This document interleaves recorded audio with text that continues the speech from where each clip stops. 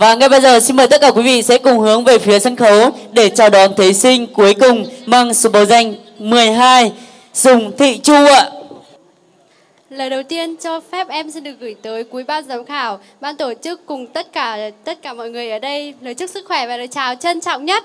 Em xin giới thiệu, em tên là Sùng Thị Chu, em đến từ Sơn La. Hôm nay thì em xin gửi tới mọi người một cái tiết mục vừa múa và cũng là hoàn cảnh.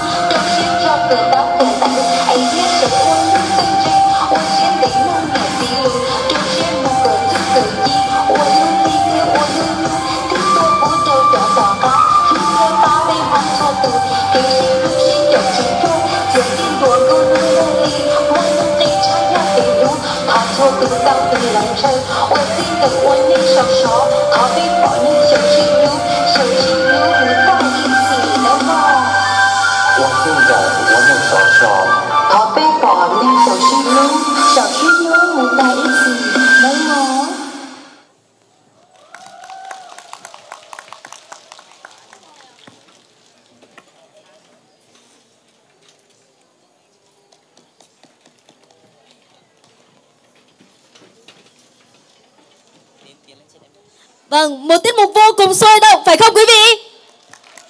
Vâng, và đây cũng là tiết mục cuối cùng và thí sinh cuối cùng của chúng ta trong buổi chiều ngày hôm nay ạ.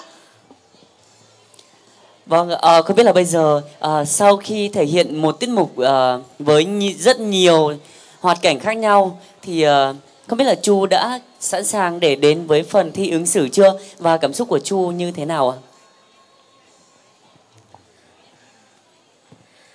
Lời đầu tiên em xin chân thành cảm ơn tất cả các anh chị, các bạn trong đội đã cố gắng giúp đỡ em để hoàn thành bài thi của em. Và em cũng cảm ơn tất cả mọi người đã cổ vũ em.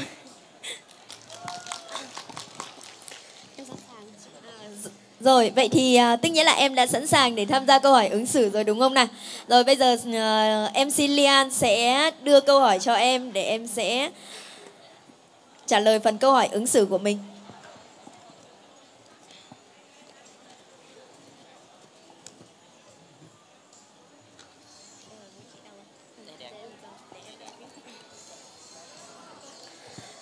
Câu hỏi của em là để nhận diện được trang phục người Mông, mọi người thường nhận diện qua chi tiết nào? Em xin cảm ơn câu hỏi của ban tổ chức. Đây là một cái câu hỏi rất là thú vị để em có thể là hiểu biết nhiều hơn về người Mông ạ. Để nhận diện được trang phục của người Mông thì mọi người thường nhìn qua những chi tiết như kiểu là sắc màu, những hoa văn trên bộ trang phục của người Mông chúng ta mặc và cách ăn mặc của người Mông. Màu sắc trang phục của người Mông thì chủ yếu là những màu sắc sặc sỡ, ví dụ như là màu xanh, màu đỏ, màu vàng, những cái màu tượng trưng của thiên nhiên, đất trời. Người Mông chúng ta thì thường chủ yếu sống trên miền núi nên là thường sử dụng những cái màu sắc sặc sỡ để tôn lên vẻ đẹp của người Mông chúng ta cũng như là vẻ đẹp trên núi rừng. Em xin hết ạ. Vâng ạ, đây cũng là thí sinh cuối cùng rồi nên là không biết là quý vị ban giám khảo có câu hỏi và có những góp ý gì cho bạn Chu không ạ? Cho thí sinh cuối cùng của chúng ta ngày hôm nay được không ạ?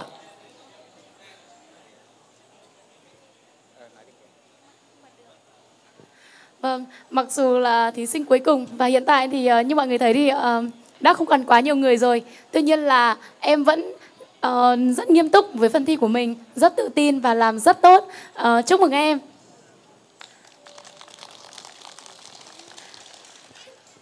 Em xin cảm ơn chị. Vâng, và một lần nữa xin được cảm ơn phần dự thi của thí sinh số báo danh 12 Sùng Thị Chu. Và xin mời quý vị có thể dành một tràng vỗ tay thật lớn hơn nữa để chúc mừng cho cô ấy được không ạ? Cảm ơn mọi người. Vâng, bây giờ cũng là thí sinh cuối cùng rồi thì Liên xin phép là sẽ hỏi thêm một vị giám khảo nữa được không ạ?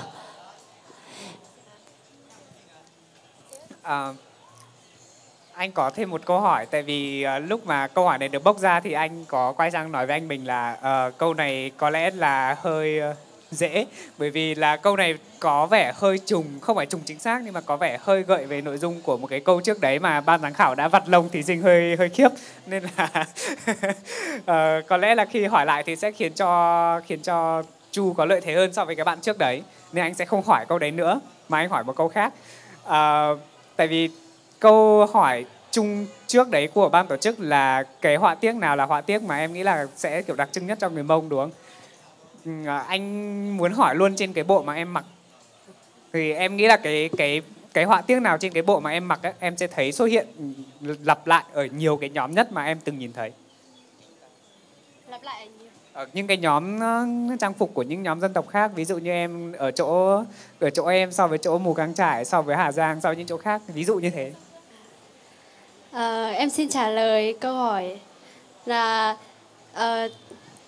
chi tiết đó là phần áo nó thường lặp lại ở trùng với các dân tộc khác, ví dụ như là dân tộc Mông Trắng cũng có, Mông Trắng ở Mai Sơn, em là ở Mai Sơn cũng có, Mông Lềnh ở Yên Bái cũng có,